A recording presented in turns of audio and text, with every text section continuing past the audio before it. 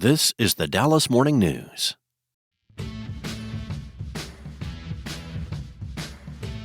Hello, the countdown to opening day has reached single digits. The Rangers break camp on Saturday and open the 2026 season next Thursday in the city of brotherly love, Philadelphia. Welcome to this week's episode of SportsDay Rangers.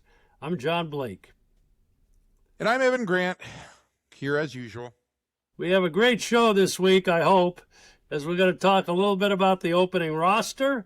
We've got a great guest in Ian Kinsler, Evan, making his second appearance on this podcast. Yeah, I think he becomes the first two-time guest, so we didn't scare him off the first time. But Kins's insights are always great.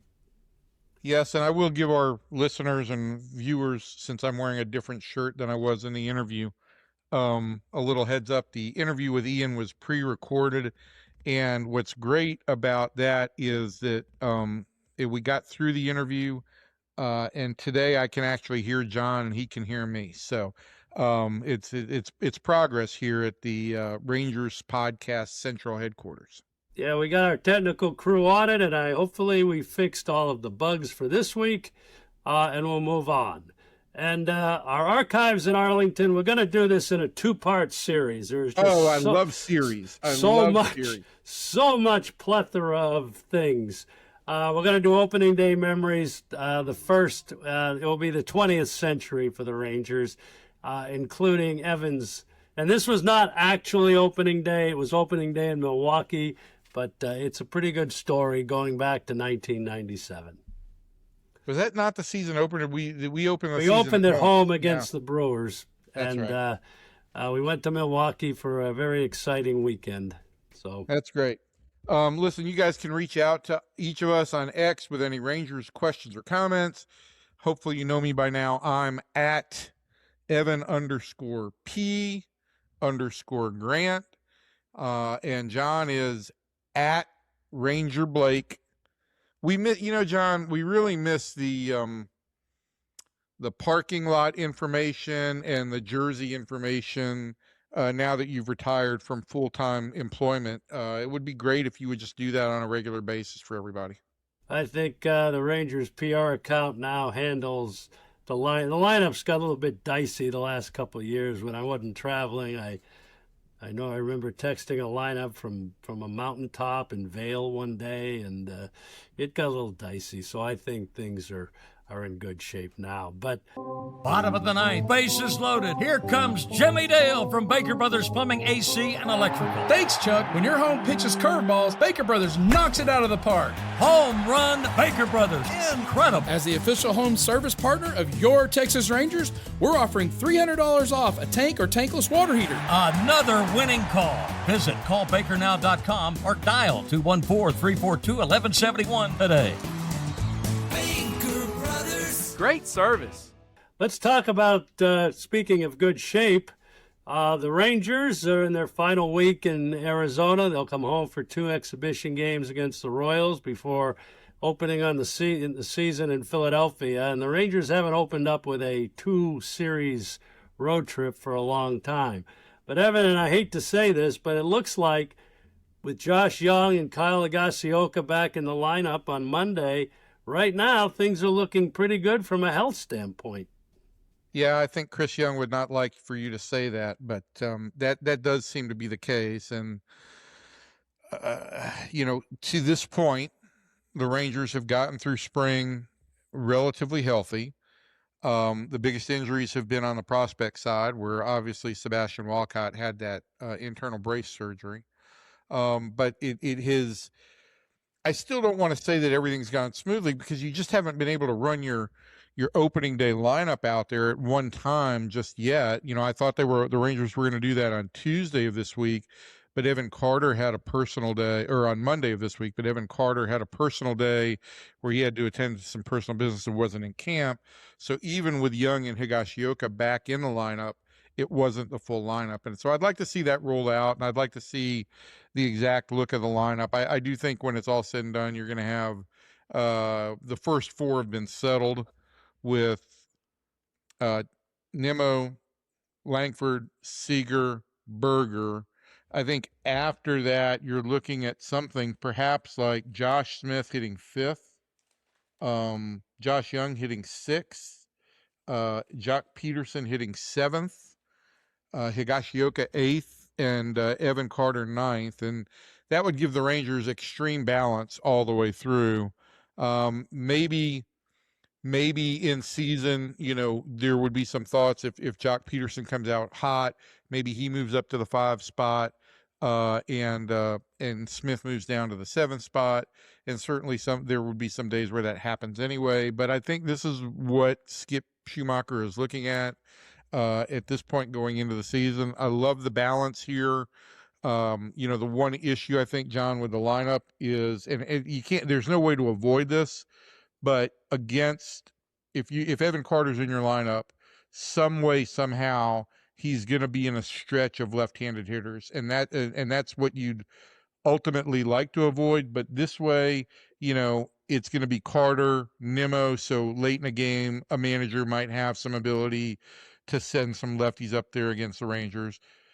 And then it's going to be up to Skip Schumacher if that's a situation where he wants to send Carter up there, or if he's going to send a pinch hitter up there, maybe somebody like Sam Haggerty if he's not playing that day.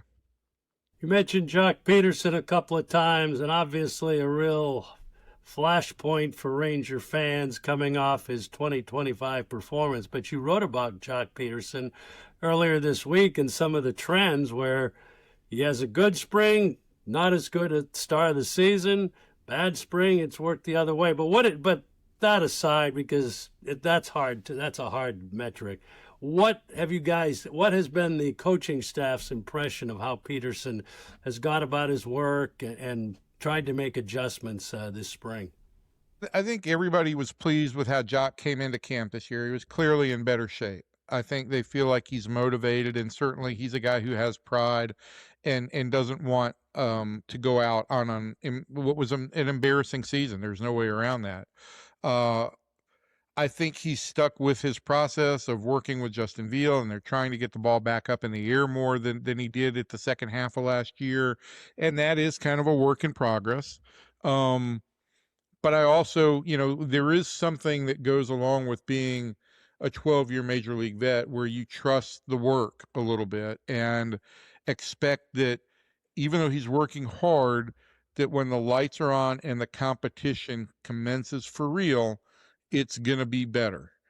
What I will say is that the batted ball exit velocity has been better than it was last spring. So he's hitting balls a little bit harder than he did last spring.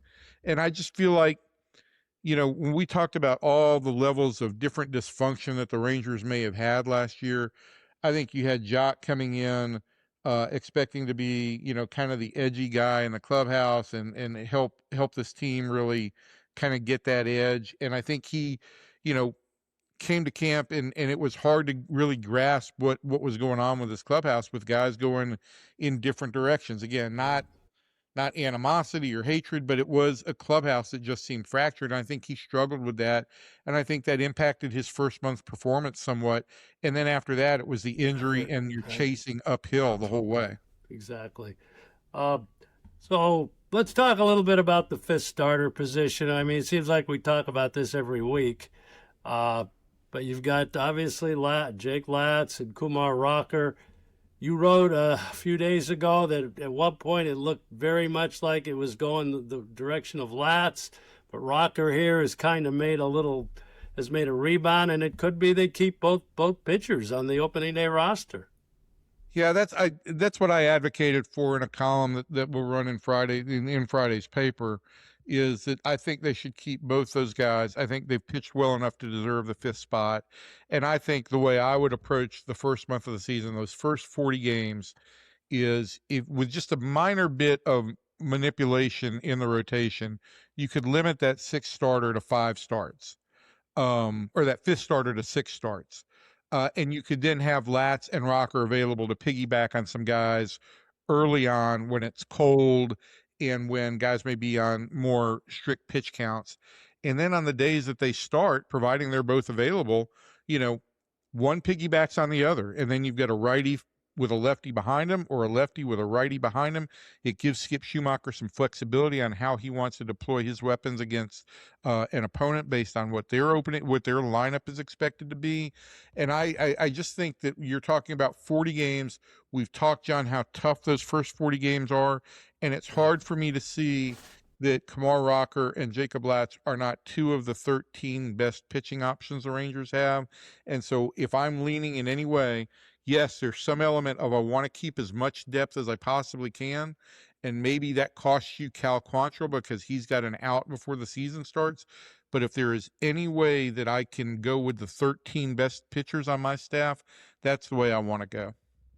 And speaking of starters, the 4 of the 5 or 5 of the 6 starters have had regular work in A games this spring. The one guy, Jacob deGrom, has only pitched in 1 A game, 3 innings. Obviously, that is by design. How has he been approaching getting ready for the season? Well, it looks like he'll pitch the 2nd game of the year, probably. Yeah, that Saturday game in Philadelphia. And look, he did pitch a minor league game his last time out.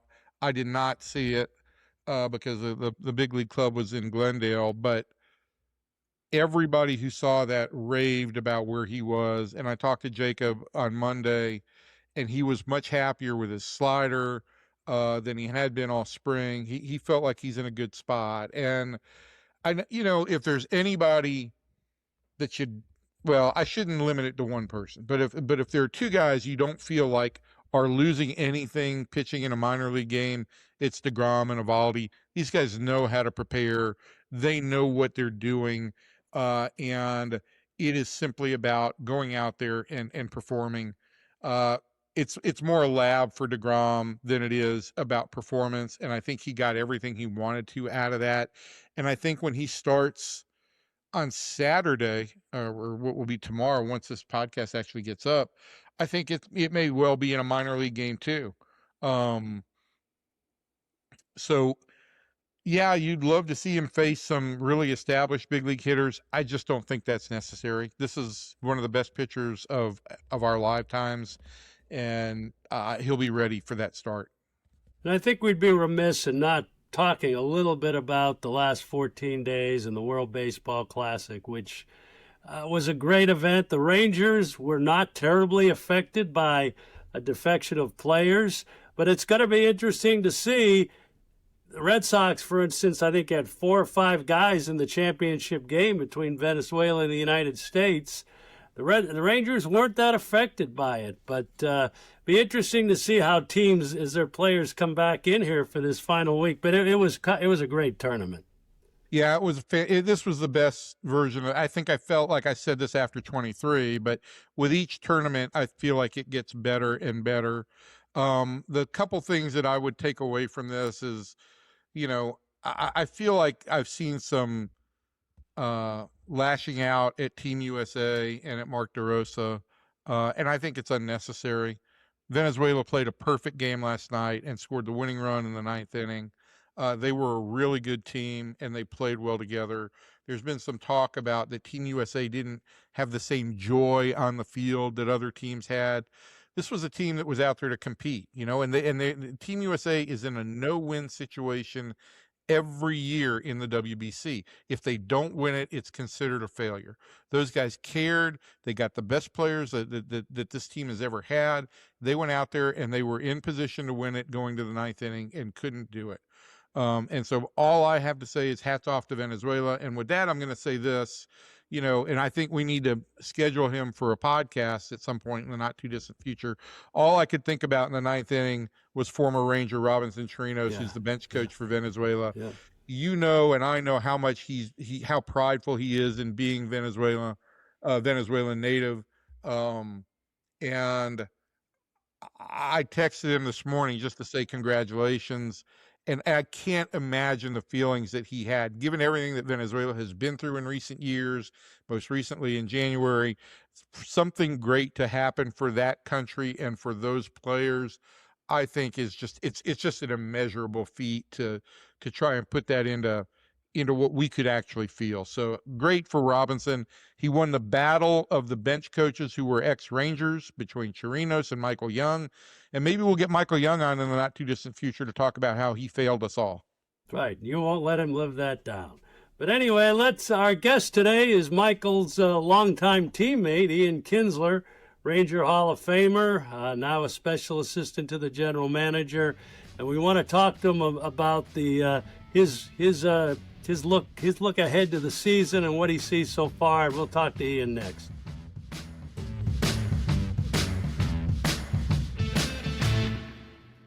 We're happy to have as our guest on SportsDay Rangers today, Ian Kinsler, Rangers Hall of Famer, played 14 seasons in the big leagues with 5 teams from 2006 to 2009. Of course, the catalyst at the top of the lineup on those Rangers World Series teams in 2010 and 2011. Now in his 4th year as a special assistant to Rangers president Chris Young. Ian, you doing okay? I'm doing well. How are you? Well, we're working through some technical difficulties here. So let's start. It's been a busy spring for you. You have a lot of family obligations going on with your daughter, the track star, and your son Jack, the budding baseball star. What's been the last few weeks like? The last few weeks has been a lot. Track season has started for my daughter with school, traveling around. We just got back from New York actually for a track meet with her, and then my son's starting up baseball, and then trying to get out to Arizona for spring training and get with the team and get the vibe and see what's going on. So it's been a little bit of a whirlwind, but a lot of fun. Have you been able to follow the World Baseball Classic at all? Yes, I have. I've pretty much, I wouldn't say I've watched all of the games, but probably 80% of them I've watched. Did you watch Team Israel? I did. They went 2-2 this year, right? So yeah, I have to officially say Brad Ausmus is a better manager than me. Well, they also only did in a little easier bracket too, beating the Netherlands and Nicaragua. 3 years ago, you were in a really tough bracket. So, yes, Evan, what's going on with spring training with Ian? So, Ken, you've already been out here one time. You spent some time with Josh Smith. You spent some time with Cody Freeman, 2 guys in different situations right now, and I know you're fond of both those guys. What kind of information or what kind of what were you looking for in your conversations with Josh Smith as he transitions into this kind of full-time role as the second baseman? I mean, mostly when I go out to spring training, I try to just be around and be present. These guys work hard at what they're doing, and they have a lot of coaches around them that are with them daily. They're big league baseball players, so they have a good idea of what they need to do to be successful. But I think, I always try to look at it from, if it was my perspective as a player, if I was a player and there was an ex-player who was walking around, how would I want them to interact, or where would I want them to be? So I try to be on the field during stretch, because that's usually a lot of banter, a lot of talk going on then. Defensive work, I try to stand around with Josh and be around the bag at second base, and then try to hang out in the cage to see these guys' routines and see how they're going through things. And, if they have any questions, or if they ask anything, like anything that I see, or as far as their pregame prep, stuff like that. Conversations just tend to happen when you're around. So that's normally how I approach it. I just want to be around and be present, and then they usually drive the conversations. And this spring has really been no different. So what does he seek from you? Like in that regard, you're an invaluable resource to a guy, having been a Gold Glove winner, having been a leadoff guy. I know he's not going to hit leadoff this year, but having played second base every day, what does he seek from you? Well, in the batting cage, we had some discussions. He has this new 2-strike approach that he's been using. And he was talking about how well he's seeing the ball, and, how much time it gives him and how comfortable he is with it. And we were talking about his pre-2-strike approach, or the movements that he had, hitting before 2 strikes. And there were some inconsistencies there. So we talked about how to manage that. And like, if he should just go full 2-strike approach and maybe sacrifice some power that he has, And so those types of conversations is what's happening. But I think as we see the springs progressing at the plate, he looks great. I mean, his power stroke's there right now. All the movements, when he's in sync and his movements are in sync, he's really tough out at the plate, and he can create some damage. And then, yeah, go ahead. And that's the thing for me is like he's in an incredible run this spring. And when I talked to him the other day about this, he said, all the stuff I worked on this winter, about a week into camp, I just said, the hell with it. And I started just picking my leg up and stopped thinking as much. And that's something Justin Veely, the hitting coach, and I talked about too, is this is a guy who can think a lot about his swing. Did you stress to him at all, like, just be more instinctive, Josh? You don't have to worry about every swing. It's not every swing is going to be perfect. 100%. And have, those conversations that we had about the 2-strike approach, for me, at the big league level, it's about consistency. How consistent can you be on a day in and day out basis? You don't want to go through these huge up and downs where you kind of just disappear on the offensive side for a week. And then you come back and you have a great week. You kind of just want to be a consistent player, somebody that's impacting the game every day. And so simplifying things always helps. And I think, before he had all these movements and he was so in tune with trying to keep everything in sync, his leg kick and his hands and his this and his that, and he just kind of freed up. I think the finding that he had with the 2-strike approach really freed him up mentally with how simple hitting could be. And as you see right now, he seems to be in a really good spot. So it's going good. Ian, you might agree that infielders might make the best managers. So you've had a chance to be around Skip Schumacher a little bit last year and this year. What do you see from the early time you've kind of seen in his interaction with the team so far? Listen, with Skip, he's on top of everything, and he's always positive. He always has a positive spin on things. With camp, he's just doing such a great job with the staff, the way the staff has reorganized itself, the new positions that they're in. The new additions to the staff have been fantastic as far as just the vibe of the clubhouse. He's very comfortable in that role. I think he learned a lot in his tenure in Miami, and then having the year off to kind of reflect. I think he's doing an incredible job. He's in a great place right now. Him and CY, see eye to eye and have very good open conversations. He's just very forthcoming. There's no BS. There's no hidden agenda. It's very straightforward. This is how we want to approach playing the game. And he delivers that message frequently, daily, with a great attitude. So there's really, as far as being a manager, that's really what you want from a player's perspective, and Skip embodies all of that. So it's been awesome so far. It's funny you mentioned that because I had a conversation with Corey Seager yesterday, and we talked a little bit about the vibe. And one of the things that he brought up when I asked him about the messaging that Skip gives is I think it jives well with who Corey is, because he said it's very direct. I don't want to say blunt, but it's direct. It is positive, but there are clear directions that a guy can follow. And for what you know of Corey, which is probably a more intimate knowledge than I have, how do you think those two personalities jive? I don't know if there could be a better, setup there.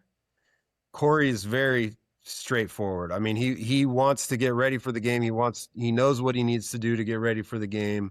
He wants his teammates to do the same thing. He wants everybody to be ready to go at 7:00 or 1:00, whatever time the game is.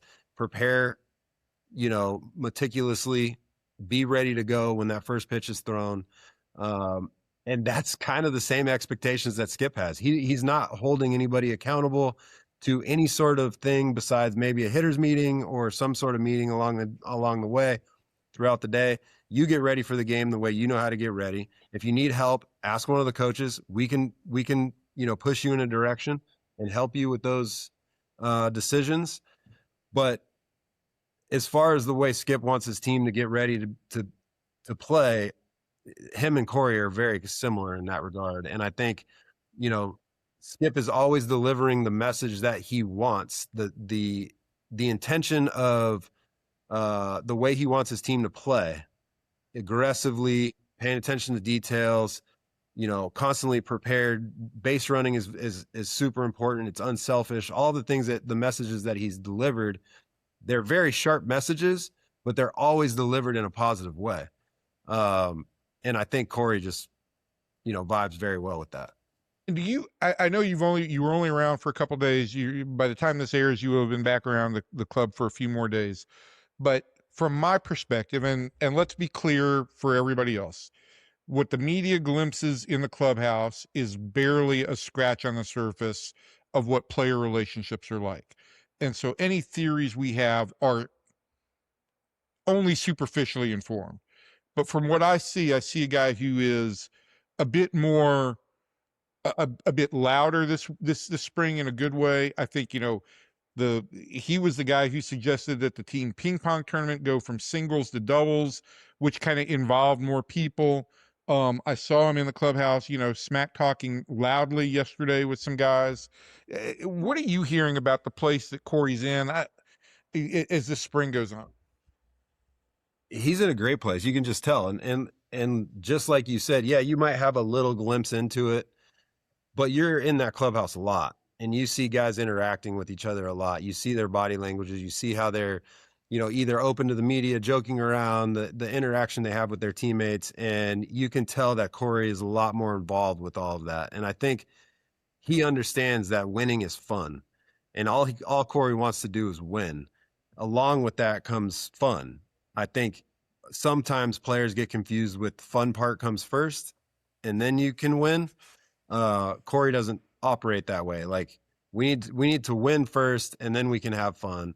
But right now, as far as spring training, the tone that's being set in there, the interaction with his teammates, the comfortableness that he has, you can tell that it's Corey's team. I mean, frankly, I think there's a lot of other really good players in there and a lot of really good players that can lead in that clubhouse, which is super important. When you're around the best teams, they have a number of leaders.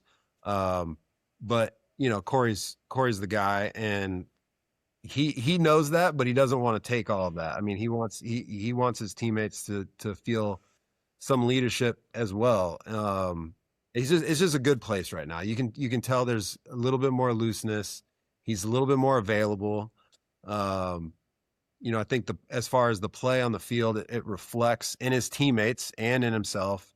So it's been a really good spring, and spring training can also be, a little bit of magic curtain where you don't really know what's going to happen. So getting off to a good start, making sure we leave camp with all these guys healthy, ready to go into Philly, is definitely a number one priority. And then just getting off to a good start and the same sort of vibes flowing through the clubhouse is what we're looking for. Let me ask you about the starting pitching staff. When you played and you knew you had a good, strong starting pitching staff, Rangers had a great one, especially in 2011, as you remember. As an offensive player, as a guy going out to the field, how does that play and how does that make you guys feel and everything, give you more confidence? I can tell you exactly how it makes you feel, because we got Cliff Lee in 2010, and that was the first time I'd ever played with like a top 3 pitcher in the game, like a bona fide ace. And when you walk into the clubhouse, normally the first thing you do is you go check the lineup card, and you run your finger down the lineup card and you see who's hitting where. And then you get down to that bottom spot and you see Lee in the pitching spot, and it just relaxes everybody. The training staff's more relaxed. All the offensive players are more relaxed. The catcher's preparation is a lot easier because he knows this guy's just going to be throwing darts and doing what, the game plan asks for. So it just relaxes everybody. And when you have 2 of those guys at the top of your staff, and DeGrom and Evaldi and Evo, it leads to guys that start streaks and guys that also stop the bleeding. You have 2 of those guys that are capable of doing that every week. And that's really what having those types of pitchers, the bona fide aces, guys that can dominate a game, do to a clubhouse. It just kind of relaxes everybody and it allows the offense to breathe.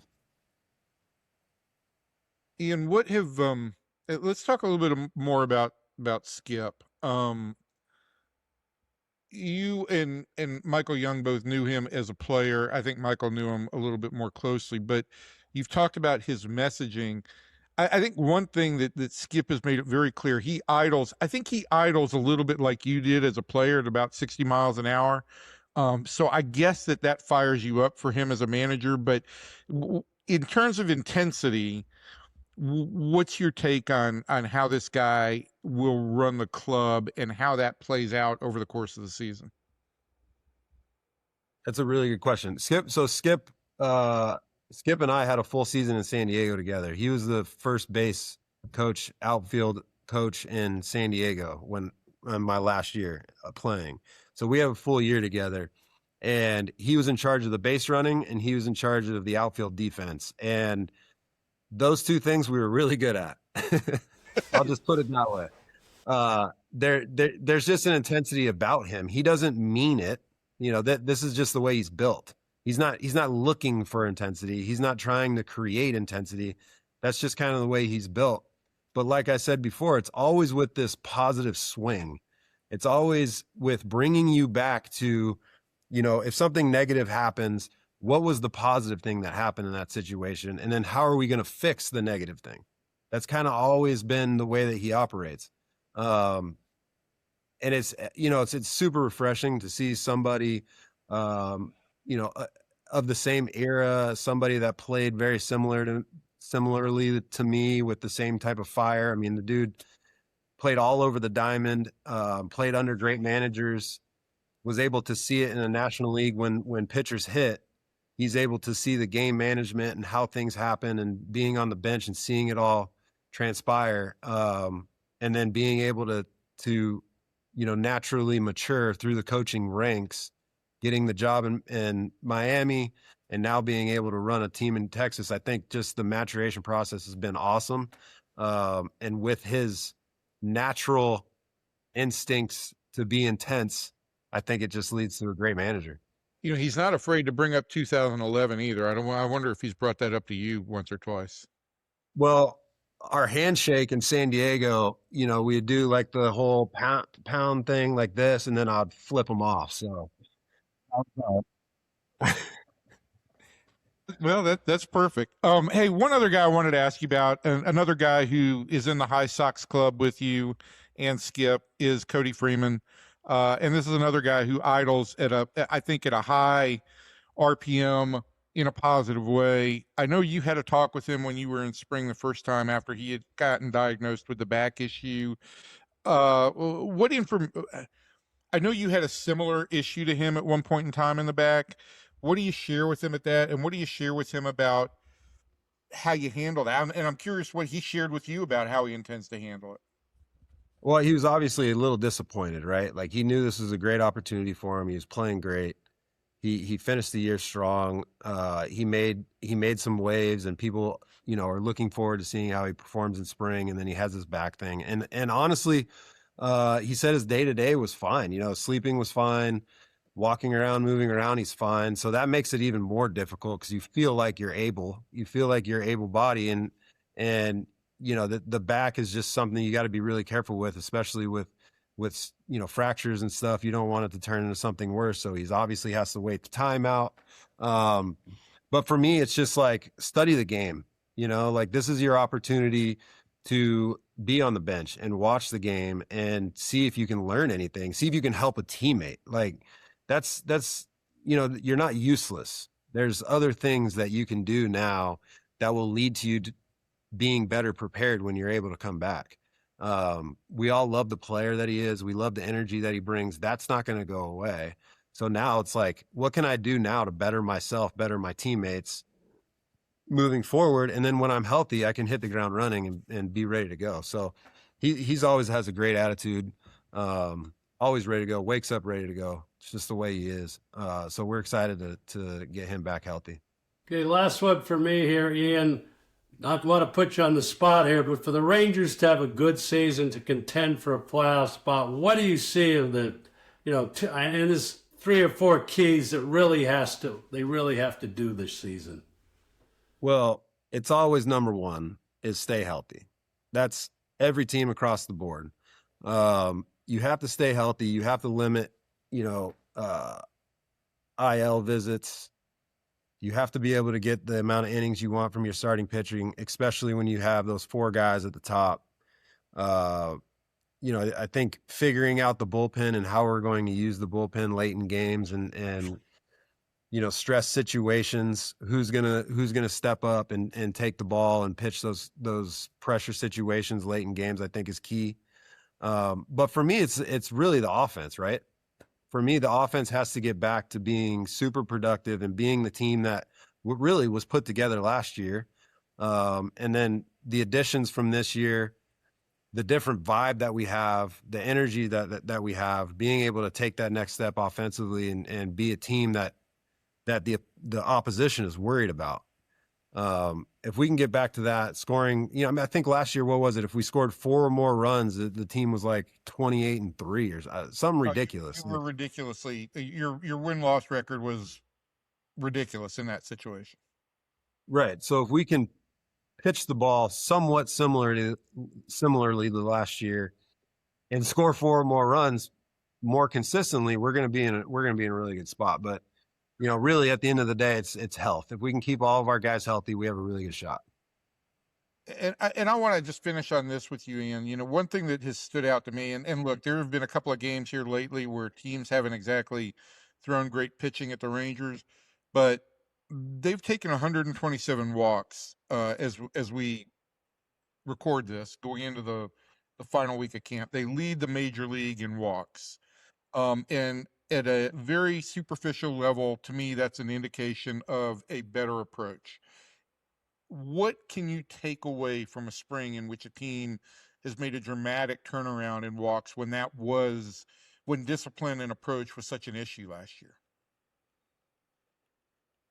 I don't know. I mean, I think a lot of it's personnel change, messaging. I think a lot of it also is our young guys kind of taking the next step. You see Carter, who's very disciplined at the plate. Langford is very aggressive, but also disciplined at the same time. He's going to attack the ball, but he does a very good job of managing at bats.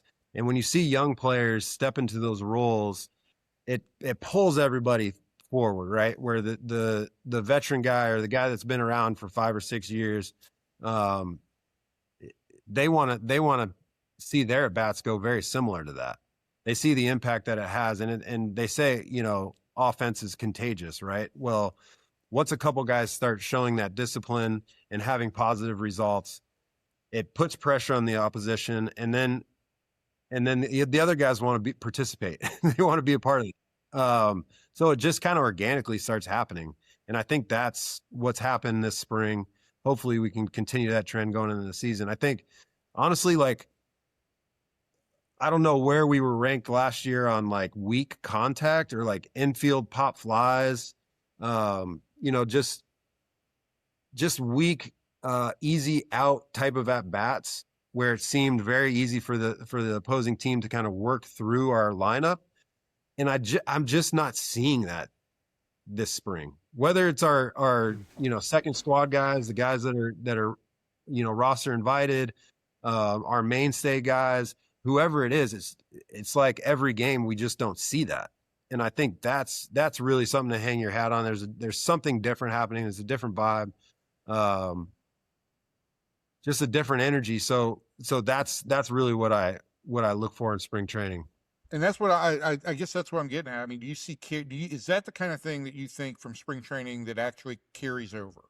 That you see guys with a disciplined approach at the plate and taking walks, and when the lights go on and there's a third deck and all the other cliches that we always throw out, is that the kind of thing that carries over? I believe so. Yes, I believe so. I wanted to leave spring training on fire. I mean, it felt like, I would come into spring training every year. I was on fire for 2 weeks, and then I'd hit a lull and kind of dragging a little bit, and it becomes very mundane, and you just kind of want to move on. You're ready, you're ready to go, but you got to get your at bats. You got to get on your feet, get your defensive work, and then you're like, oh, camp breaks in a week. I need to get back going offensively, get more locked in. So you want to leave camp on fire and kind of pull that into the season, regardless of how many decks or the lights or whatever. You just want to feel good at the plate and have something going. That's kind of how I always approached it. But I've seen plenty of guys leave camp looking terrible, and then all of a sudden, opening day, we talked about the third deck and the lights, and all of a sudden a switch goes off, and they look like a completely different player. So there's also that, and it works on the flip side as well. You see guys that they're new to the big leagues, they get there, and it's like they're a different player all of a sudden than they were in the sunlight at 1:00 and surprise. So, for me, it's just an energy of the club. I think that carries over more than anything. I think offense is going to go through its ebbs and flows. The on the mound, you're going to have stretches where it's tough, or you're going to be really good and dominant. But really, it's just the energy and paying attention to the detail, the base running, the defense, and I think Skip and the staff is like really buckled down on that this spring. That's really what I'm excited about. Kins, it's always great to have you on. We didn't throw this in there, but you are the first repeat guest, I believe, that we've had on the Rangers Sports Day podcast. You're the only guy who would come back for more of this. Do I get like a WWF championship belt for that? Yeah, we'll get a belt for you or a jacket of some type. We'll make sure that happen. Green jacket. But thanks for coming back on. Look forward to seeing you at camp, even though this will air after we've both left. And look forward to seeing you around the ballpark more this year, as always.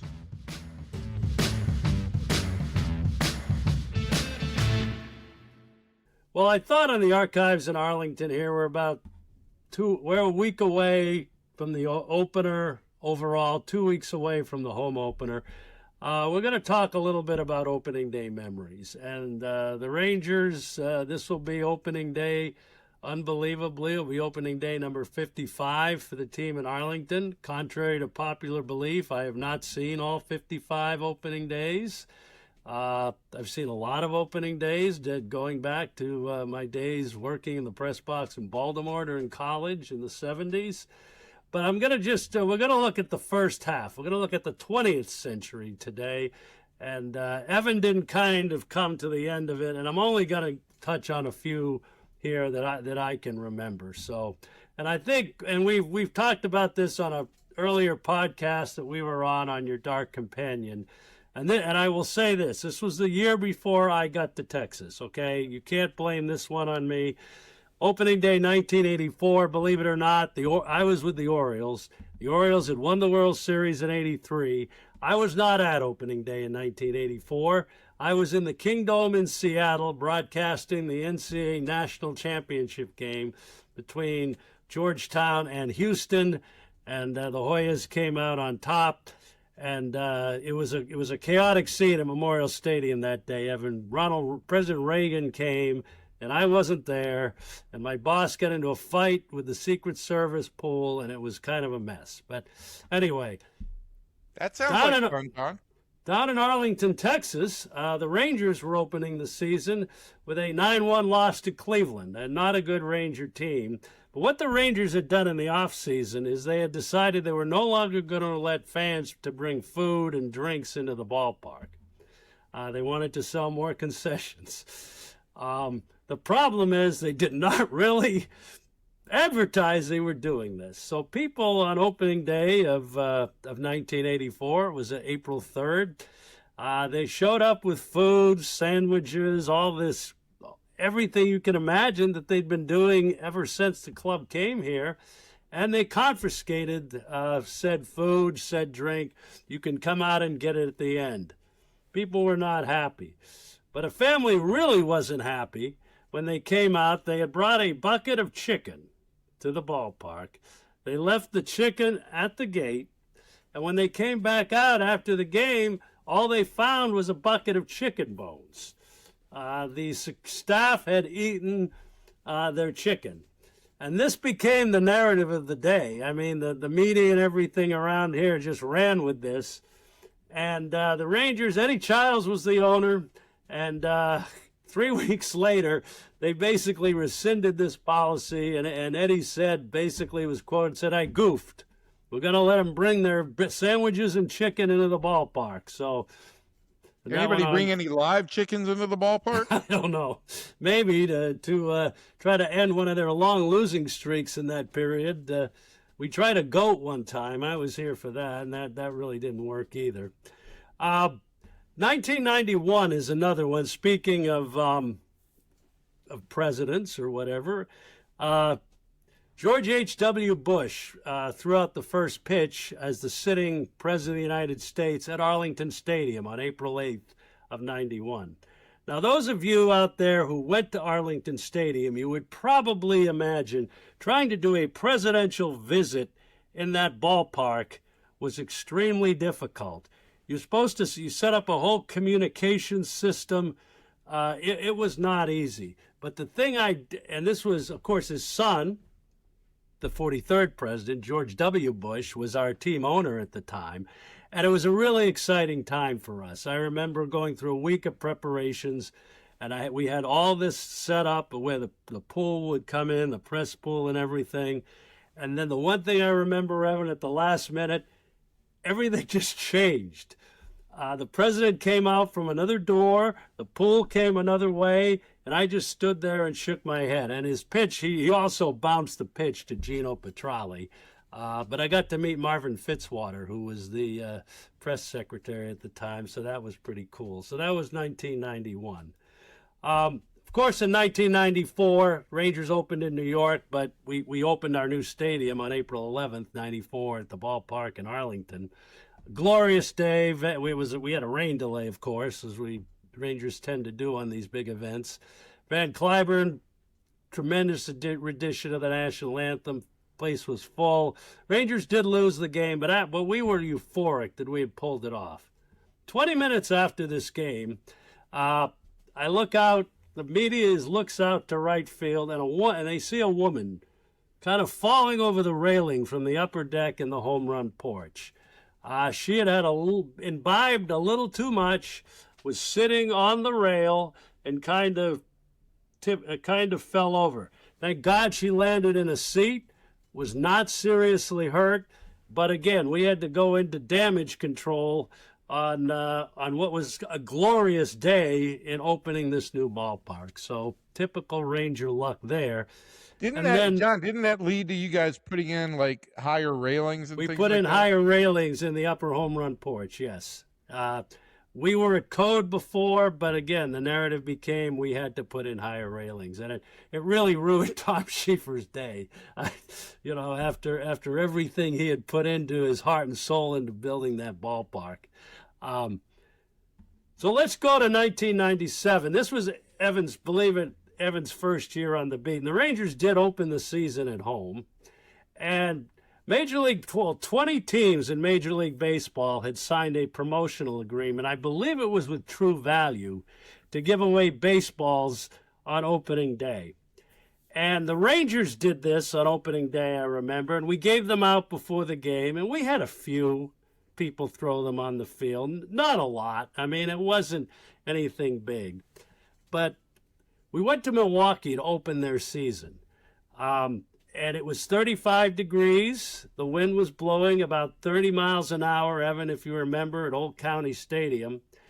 And the Brewers gave away the baseballs before the game.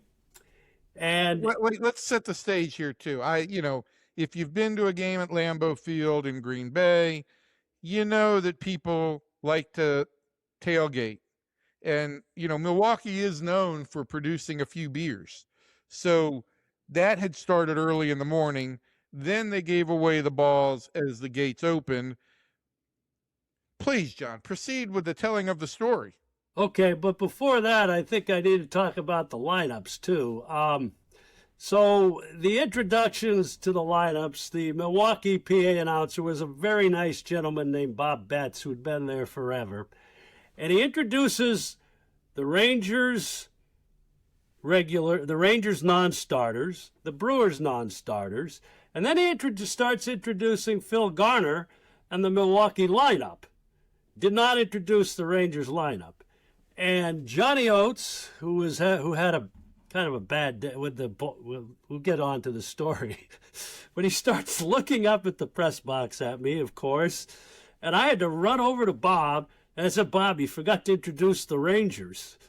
And he got all flustered, and he finished the Brewers, and then he introduced the Rangers. So the day didn't get off to a great start, really, anyway, in the lineups. And then there was a water leak over the first base stands behind the dugout. Again, a pipe burst. It was 35 degrees on opening day in Milwaukee. So that happened. And then you had these baseballs, and they started flying onto the field in the second inning of the game. It was the bottom of the second inning. The Brewers were up, and it started as a kind of a few, and then it kind of got more and more. And if you remember, Evan, Johnny went out and pulled the team off the field, and basically said the Rangers can't play and everything. Home plate umpire, I believe, was Jim McKeon. Jim McKeon was a great guy. They got it stopped once with PA announcements and everything. And Kenny Hill was pitching. And what happens was it flusters Hill. Mike Matheny comes up. John Mabry comes up, hits a grand slam in the second inning. And at that point, it became a invasion of baseballs, total baseballs. And again, we were pulled off the field again. And if you remember, Phil Garner actually had to get on the microphone and tell the fans, look, if you guys don't stop, they're going to forfeit the game if this happens again. And the Rangers would earn a well-earned forfeit like they did on 10-cent beer night in Cleveland in 1974. But they did manage to get order back to restored.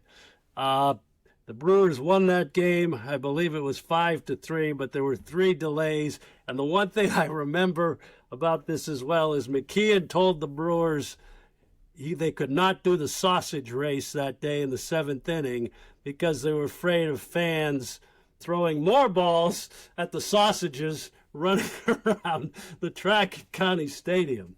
That little detail obviously escaped me. We didn't pay quite as close attention to the sausage race at that point in time.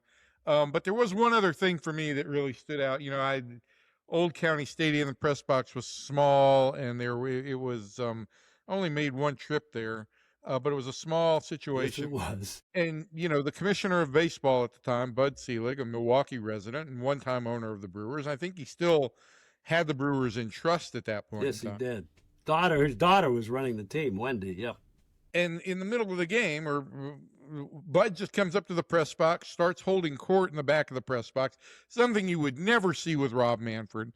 And Bud is just talking to reporters, and obviously he and Jerry Fraley had a relationship, and they're joking. And I'm watching this game take place, and I am like, what in the world have I gotten myself into with the pipe breaking, the balls being flooded onto the field, the manager of the Rangers taking the team off the field, and here's the commissioner of baseball in the back of the press box eating a brat and having a great old time with our other baseball writer.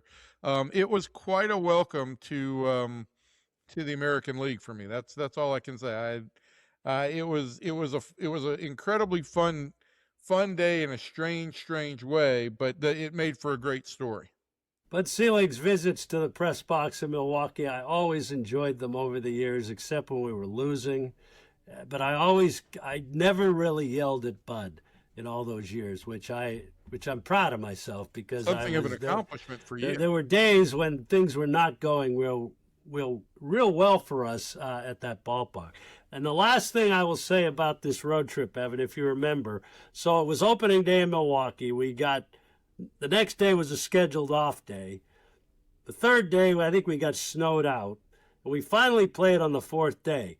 And I remember in the manager's pre-media of that 4th day, Johnny Oates told us he never left his hotel room from the time after that first game which was on the 7th or 8th, and we didn't play again till the 10th.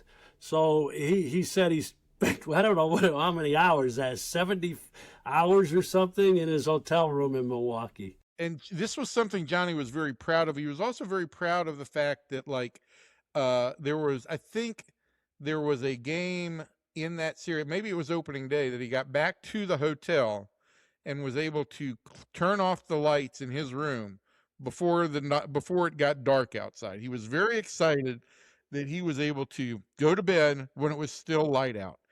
I don't know. Johnny appeared that y'all were staying at the Pfister Hotel at that point. Pfister Hotel, yeah. Fabulous hotel. Pfister.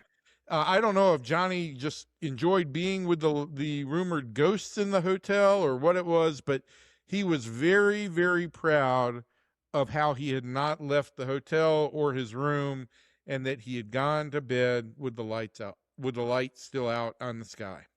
If you played in Milwaukee in April, you never knew what you were going to get weather-wise. It was always a crapshoot at that old, especially at that old ballpark. So we will take a look at the 21st century in opening days, which Evan has attended probably close to every one, more than I have because I went to work for the Red Sox. But we'll look at that in next week's episode. So with that, we bid you adieu and thank you for joining next week's edition. And be ready to follow me and Sean McFarland along on our season adventures all summer long. And hopefully we'll have some meaningful baseball to write and discuss with you about. And we'll talk to you all next week, which one of the great weeks on the calendar, opening day week. We'll see you next week.